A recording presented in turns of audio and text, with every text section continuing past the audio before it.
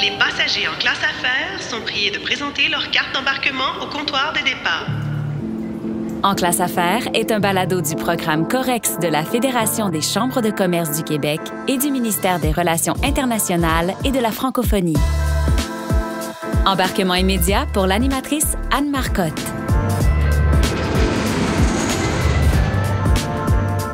Les exigences évoluent à l'international. Les entreprises qui exportent doivent avoir une compréhension profonde de leur chaîne de valeur si elles veulent continuer à exporter ou ne pas être pénalisées. Dans cet épisode, on aborde pourquoi il faut être agile, diversifié et flexible dans sa chaîne de valeur avec Karine Bibeau, vice-présidente chez Logistique Unicorp.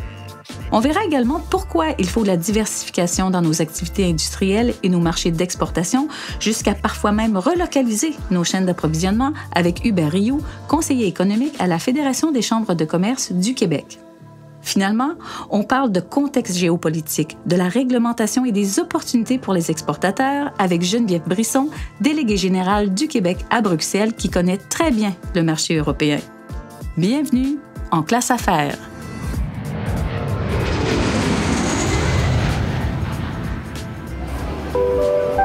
Karine Bibeau est attendue à la zone de départ internationaux.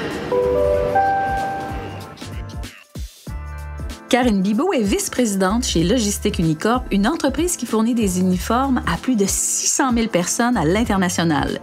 L'entreprise offre des solutions innovatrices permettant la gestion complète de la chaîne de valeur. Bonjour, Madame Bibeau. Bonjour, Madame Marcotte. Écoutez, d'entrée de jeu, je dois vous le dire, j'ai été complètement charmée par ce que j'ai lu sur votre entreprise, parce qu'on voit tous les efforts que vous faites pour réaliser un approvisionnement éthique, réduire votre bilan carbone. Vous êtes une entreprise très responsable. Racontez-moi l'histoire un peu. Parlez-moi de votre entreprise. Bien, Logistique Unicorp s'est fondée en décembre 92 pour vraiment faire la gestion de programmes d'uniformes pour une grande organisation.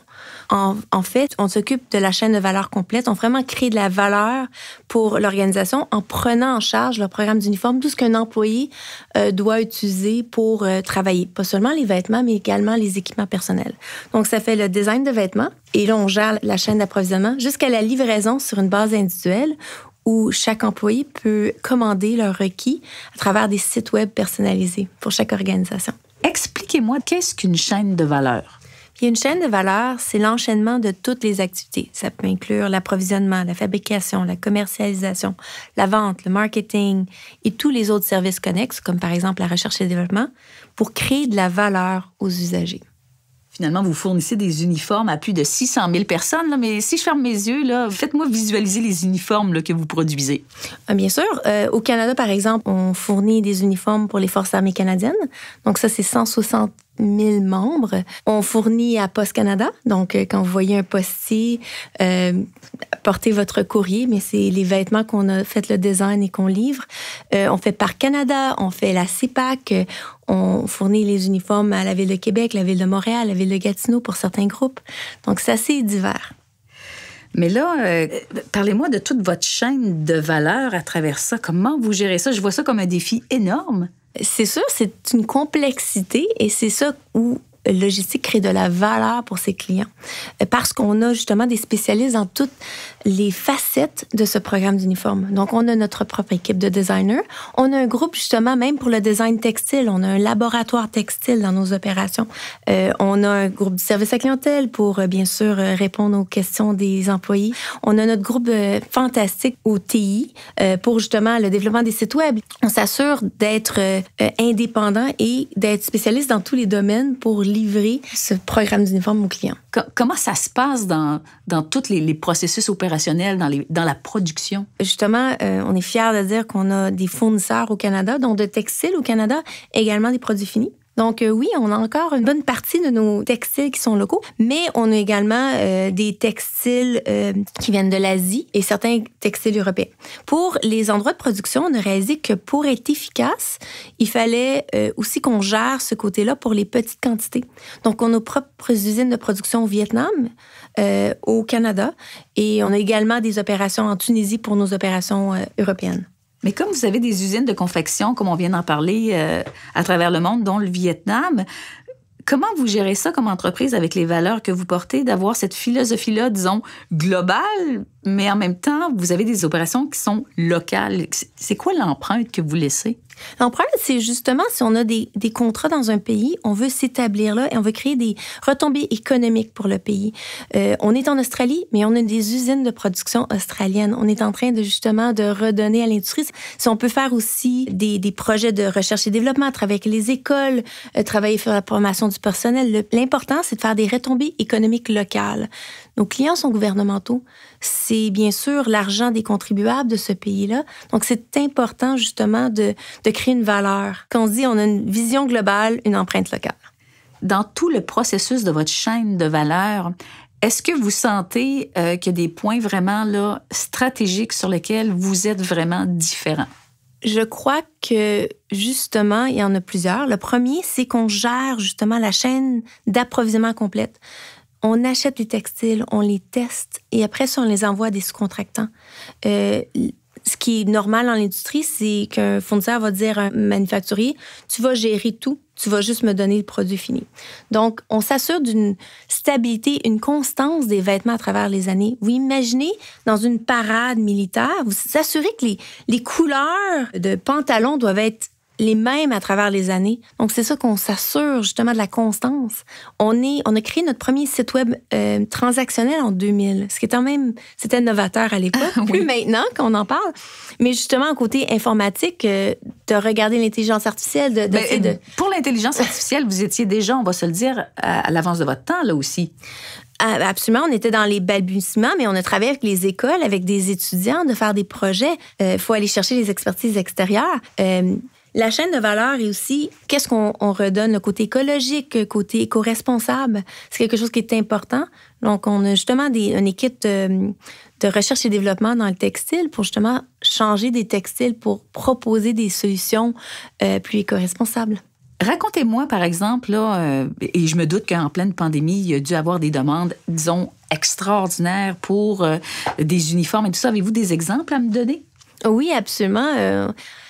Vous savez, comme je disais, un de nos clients, c'est l'armée canadienne et on sait tous qu'ils ont eu une demande d'aider dans les CHSCT du Québec. C'est vrai. Et donc, si on imagine leur combinaison de travail, Bourgogne, on en vendait à peu près 4000 par année. C'était comme... La norme. La norme. Et bien sûr, il y a eu la demande en mars, début avril, et là, on a reçu dans une journée un requis de 4000, le lendemain, encore plus. Donc, il a fallu se retourner rapidement pour combler les besoins émergents de nos clients. Et on s'est retourné parce qu'on avait justement cette chaîne d'approvisionnement local, international. On avait les textiles en main, on pouvait produire rapidement ces besoins-là. Tous les efforts que vous aviez mis dans votre chaîne de valeur ont pris tout leur sens pour répondre à cette demande-là qui a complètement explosé. Absolument. Et aussi, on était fiers de dire qu'on a soutenu en faisant des blouses médicales. Donc, on avait cette chaîne de valeur-là, on avait l'expertise, on avait les fournisseurs, les sous-contractants de confiance pour pouvoir fournir des blouses médicales. Fiers qu'on en a fait plus de 5 millions. Parce que la nature même de vos activités, ce que je comprends, c'est vous devez répondre à des besoins réguliers, mais en même temps des besoins émergents. Absolument. Puis il faut, comme entreprise, penser différemment. Absolument. S'il faut toujours se remettre en question, penser différemment et prendre des risques. Si on ne prend pas de risques, on n'avance pas. Il ne faut pas avoir peur, justement, d'essayer des choses nouvelles. Et Madame Bibeau, j'ai adoré ma rencontre avec vous. Vous êtes une personne inspirante. Et puis, je crois sincèrement que votre entreprise est un modèle qui peut justement amener d'autres entreprises à faire des virages importants et d'amener à faire des changements dans leur propre chaîne de valeur. Merci beaucoup. Embarquement immédiat pour le passager Hubert Rioux. Hubert Rioux est conseiller économique à la Fédération des chambres de commerce du Québec. Il coordonne les comités de travail sur l'entrepreneuriat, le secteur manufacturier et les services financiers. Alors, bonjour, Monsieur Rioux. Bonjour, Madame Marcotte. Donc, parlez-moi là, tout d'abord du rôle de la Fédération des chambres de commerce du Québec, puis parlez-moi aussi des différents comités. Oui, bien sûr. Alors, évidemment, comme son nom l'indique, la Fédération des chambres de commerce regroupe les plus de 120 chambres de commerce régionales et locales à travers le Québec. Et ce qui est moins connu, c'est que la Fédération regroupe également plus de 1000 membres corporatifs individuels, donc des entreprises. Et la manière d'organiser le travail, notamment à la FCCQ, consiste à former des comités de travail sectoriels qui couvrent différents champs d'activité industriels. On a 18 comités de travail à la FCCQ. Moi, personnellement, j'en coordonne 3. Le comité entrepreneuriat, le comité services financiers et le comité manufacturier. Et justement, pour ce comité-là, vous avez piloté une importante étude. Parlez-moi de cette étude-là, des objectifs et même une mise en contexte. Sur le comité, on couvre plusieurs thématiques clés, dont évidemment les enjeux commerciaux et les enjeux d'approvisionnement, d'accès au marché, etc. Et c'est dans ce contexte-là, donc, qu'on a fait émerger de ce comité une grande étude à laquelle j'ai participé directement sur le retour ou la résurgence du protectionnisme dans le contexte commercial international.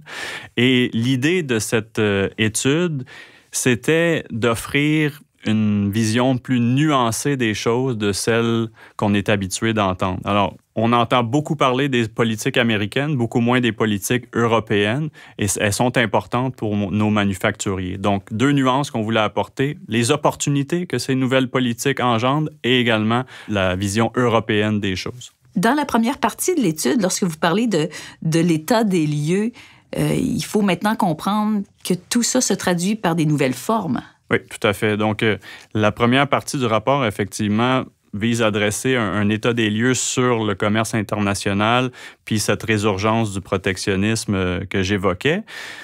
Quelques petits points d'entrée de jeu qui sont importants de garder en tête. D'abord, le Québec, c'est une économie ouverte, parmi les plus ouvertes au monde. Les exportations au Québec, ça représente 45 % de notre PIB. 30 % du total des emplois au Québec est dépendant des exportations. Donc, le Québec, c'est une économie ouverte et cette ouverture-là, elle est irréversible. Le Québec ne pourra jamais être une économie protectionniste ou atteindre un degré d'autonomie industrielle très élevé. Mais cette ouverture-là, c'est un atout parce qu'évidemment, ça nous ouvre des opportunités d'affaires importantes dans plein de marchés à travers le monde. L'envers de la médaille, bien sûr, c'est que cette ouverture rend le Québec vulnérable d'une certaine façon aux aléas du commerce international. On l'a bien vu durant la pandémie. On le voit aussi en raison de cette résurgence des politiques protectionnistes et des politiques de réindustrialisation et de relocalisation que les États-Unis, mais également l'Europe, mettent en place. Et face à ça, bien, il faut que l'économie québécoise et que le secteur manufacturier fassent preuve d'adaptabilité, d'adaptation. Oui, en effet, parce que dans le fond, la montée du protectionnisme, on peut dire qu'en réalité, ça prend des formes différentes, là. Oui, pour s'adapter, justement, il faut bien comprendre ce qui se passe, bien comprendre les politiques qui sont mises en place pour pouvoir non seulement surmonter les obstacles qu'elles mettent en place, mais également pour pouvoir saisir les opportunités qu'elles permettent. Plusieurs grands constats dans notre rapport. Effectivement, ce à quoi on assiste, c'est pas un retour du protectionnisme comme on l'entend ou comme on l'entendait historiquement. D'abord, première forme de ce protectionnisme 2.0, l'explosion des programmes de subventions industrielles aux États-Unis, en Europe et ailleurs. Donc, les États occidentaux sont de plus en plus interventionnistes et interviennent dans le marché à l'aide de divers outils, les crédits fiscaux, les contributions non remboursables, les capitaux propres, capital de risque, etc. Mais ça fausse la concurrence. Ça fausse la concurrence parce qu'évidemment, les moyens divergent d'un État à l'autre. Le Québec ou le Canada même n'ont pas les mêmes moyens financiers que l'Union européenne ou que les États-Unis ou même que la Chine, bien sûr. Mais c'est un jeu auquel tous les États doivent se prêter, non seulement en raison de la concurrence des autres États, mais également parce que, tout simplement, la transition énergétique et technologique qu'on vit actuellement est intensive en capital. Ça nécessite beaucoup d'investissements. Et deuxièmement, parce que les États occidentaux, y compris le Québec, doivent s'ajuster à la concurrence asiatique. Et on sait que les modèles asiatiques de tout temps ont toujours été plus interventionnistes, justement, que nos modèles occidentaux. Deuxième grand constat, l'utilisation de plus en plus fréquente de ce qu'on appelle les règles d'origine. Donc ça, il s'agit d'exigences de contenu nationale ou continentale, par exemple, dans le cas de l'Union européenne, pour l'accès des entreprises ou des projets industriels à ces programmes de subvention et de financement. Donc, les États essaient de relocaliser la production elle-même qui avait, dans les années 90 et 2000, été délocalisée dans certains cas dans les pays à bas salaire et notamment en Chine. Disons, une troisième forme de ce protectionnisme 2.0 là, dont je parlais, qui est émergente, qui n'existe pas encore partout dans le monde, mais qui s'en vient. Donc, l'Union européenne, par exemple, a annoncé l'entrée en vigueur provisoire de son mécanisme d'ajustement carbone aux frontières et qui va s'appliquer à divers ressources et produits, notamment le fer, l'acier, donc c'est important pour le Québec, l'aluminium également, encore plus important pour le Québec. Pour l'instant, il n'y aura pas de tarifs qui vont être imposés aux exportateurs pour l'accès au marché européen, mais il va y avoir une obligation de comptabilisation et de divulgation de l'empreinte carbone complète des produits pour l'accès au marché européen. Donc, ces taxes carbone aux frontières, c'est un peu un retour des barrières tarifaires, mais par la porte d'en arrière. C'est une tendance qui risque de s'imposer ailleurs. On en parle aux États-Unis, on en a déjà parlé au Canada. Donc, ça s'en vient, il faut que nos manufacturiers se préparent à ça. Toujours dans l'optique, et on aime ça en entrepreneuriat, toujours dans l'optique, dans le fond, de saisir les opportunités. Parlez-moi des avantages concurrentiels du Québec. On a parlé tout à l'heure que oui, il y a des beaux avantages au fait qu'on est une économie ouverte, mais si on y va de manière plus pointue. D'abord, c'est évident que l'intégration nord-américaine demeure un avantage immense pour le Québec. L'accès au marché des États-Unis, qui est le plus grand marché au monde, demeure un avantage. Et je le disais tantôt, oui, les Américains sont de plus en plus protectionnistes, mais dans certains cas, notamment dans le cas du fameux IRA, l'Inflation Reduction Act, le périmètre d'application des politiques qu'on met en place est nord-américain plutôt que états-unien. Donc, dans ces cas-là, ça ouvre des opportunités pour les manufacturiers québécois parce que les programmes d'investissement massifs qu'on met en place, notamment pour faire lever toute la filière de l'économie verte aux États-Unis, bien, ça va générer une demande supplémentaire que nos manufacturiers vont être amenés à combler en partie. Deuxième grand avantage pour le Québec, les accords de libre-échange. On est chanceux de pouvoir compter sur des accords de libre-échange de par notre appartenance au Canada, bien sûr. Il y a des accords de libre-échange dont on bénéficie et qu'on peut exploiter de meilleure manière dans les prochaines années. Troisième grand avantage du Québec, source d'énergie décarbonée, bien sûr, notre hydroélectricité. Et fiable. Fiable, tout à fait, et encore abordable. Renouvelable. Renouvelable, bien sûr. Et donc, c'est un atout concurrentiel majeur. Et on le voit ces derniers temps, là, avec tout le développement de la filière batterie. On attire des investisseurs étrangers et des projets industriels majeurs, notamment parce qu'on peut leur offrir une source d'énergie fiable et décarbonée, alors que d'autres pays dans le monde en sont encore au gaz, au pétrole, au charbon ou au nucléaire, qui a un certain nombre de risques également. Monsieur Rioux, si vous aviez, dans le fond, à nous résumer le message le plus porteur de cette étude-là, oui, ça serait quoi? Je pense qu'on peut le résumer en un mot. C'est diversification. D'abord, diversifier nos marchés d'exportation, je l'ai mentionné, moins dépendre des Américains. Il faut diversifier nos sources d'approvisionnement, moins dépendre de la Chine, tabler sur les efforts de réindustrialisation européens et américains pour mieux s'approvisionner auprès d'eux. Et finalement, il faut diversifier nos créneaux, nos filières industrielles au Québec même, pour pouvoir davantage tirer parti de nos ressources naturelles, mieux les transformer ici au Québec. Merci beaucoup, M. Rioux. Merci à vous. Geneviève Brisson, en correspondance pour l'International, est priée de se présenter à la porte d'embarquement. Geneviève Brisson est déléguée générale du Québec à Bruxelles. Au cours de sa carrière, elle a occupé des postes stratégiques en développement des affaires dans le secteur de l'énergie et de l'environnement et possède une solide expérience en matière politique et gouvernementale. Madame Brisson, bonjour. Bonjour, c'est un plaisir d'être ici. Écoutez, j'ai envie de vous entendre. Qu'est-ce que vous avez retenu des conversations qu'on vient d'avoir? D'abord, je me sens tellement privilégiée d'être ici, d'avoir entendu Karine Bibeau tout à l'heure de Logistique Unicorn. C'est tellement inspirant d'entendre et de constater qu'on a des entreprises québécoises, et je le sais, il y en a plusieurs, mais d'avoir un exemple concret, des entreprises québécoises qui ont les bonnes pratiques, qui connaissent leur chaîne d'approvisionnement et qui savent se retourner, qui sont agiles, savent suivre les opportunités, suivre le marché. Je trouve ça extraordinaire. Et je voudrais peut-être revenir aussi sur Hubert Rioux de la Fédération des chambres de commerce du Québec. J'ai eu la chance de parcourir son rapport, extrêmement inspirant comme propos, et ça rejoint exactement ce que je souhaite véhiculer à l'ensemble des entrepreneurs au Québec, faire comprendre que, il y a des opportunités et c'est le moment de se diversifier. Pendant que ça va bien, allons-y, saisissons les opportunités. Vous êtes délégué général du Québec à Bruxelles. Est-ce qu'on peut dire que vous êtes aux premières loges pour nous parler d'une terre d'accueil qui serait très favorable à faire des affaires avec nous? Absolument. Il faut dire aussi, Bruxelles, la délégation générale du Québec est installée là depuis 51 ans en permanence. On n'a jamais quitté le territoire. Et c'est aussi des équipes qui sont là et qui travaillent le terrain. On est très diversifié et très actifs sur le territoire. Je suis arrivée sur le territoire 3 jours avant l'invasion de l'Ukraine. Donc, j'ai constaté sur place le mouvement géopolitique mondial. J'ai pu voir de quelle façon l'Europe s'est recentrée en quelques semaines.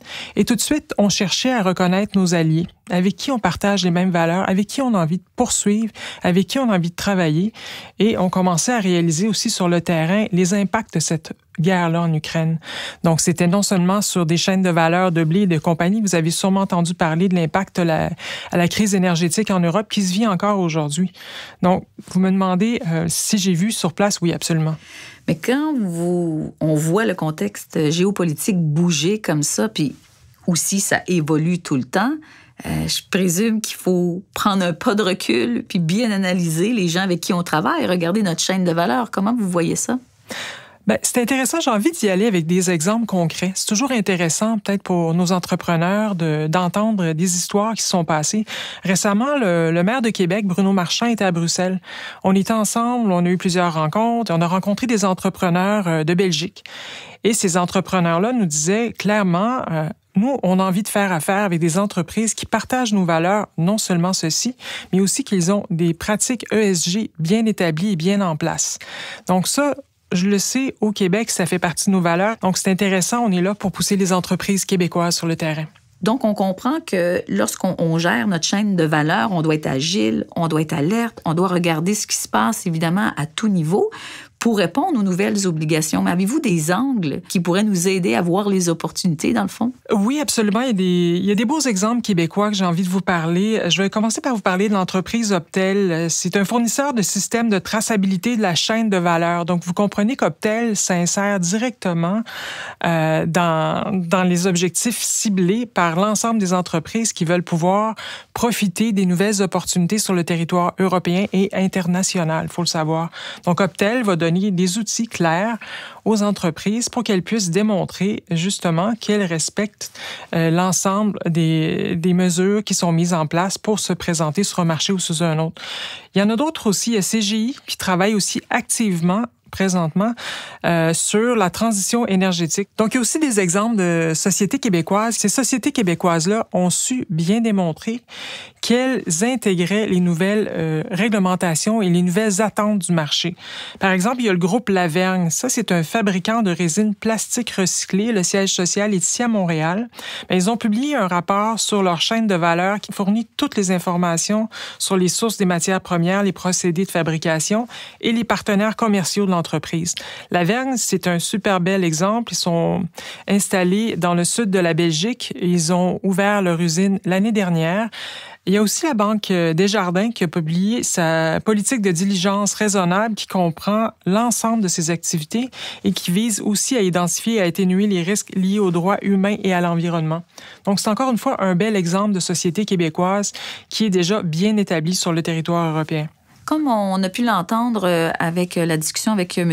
Rioux, une des particularités dans l'étude, c'est que l'étude aborde beaucoup les politiques européennes Parlez-moi de l'accord Canada-Europe. Comme disait tout à l'heure M. Rioux, on en profite moins du côté du Québec présentement.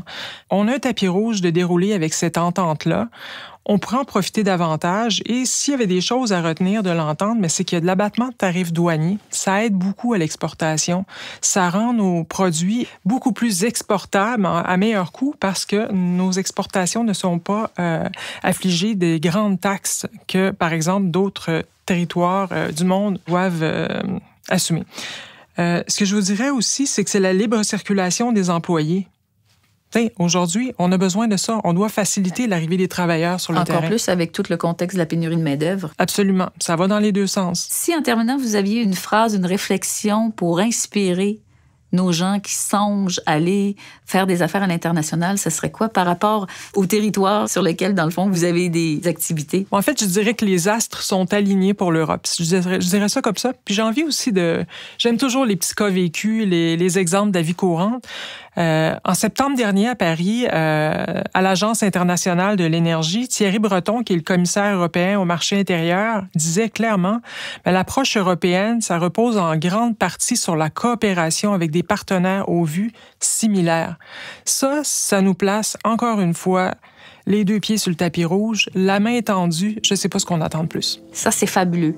Alors, c'est ce qui conclut, dans le fond, notre épisode d'aujourd'hui. Moi, ce que je retiens, là, lorsqu'on parle de maîtriser sa chaîne de valeur, je pense qu'il y a des beaux modèles inspirants au Québec. Mais ce qui est important, ce que je retiens, c'est de bien comprendre les enjeux. À partir du moment où on les comprend bien, on va voir les obstacles, mais on va surtout être plus en mesure de saisir les opportunités. Et un des mots-clés, je crois que tous les invités aujourd'hui, on est d'accord avec ça, c'est diversification.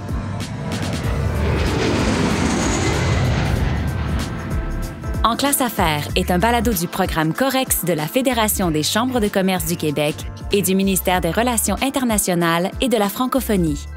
Dans cet épisode, nous avons entendu Karine Bibeau, vice-présidente expérience client chez Logistique Unicorp. Hubert Rioux, conseiller économique à la Fédération des chambres de commerce du Québec. Geneviève Brisson, déléguée générale du Québec à Bruxelles. À l'animation, Anne Marcotte. À la réalisation, Claudie Fortier-Saint-Pierre. Une création de Coyote Audio. Suivez En classe affaires sur fccq.ca/balado.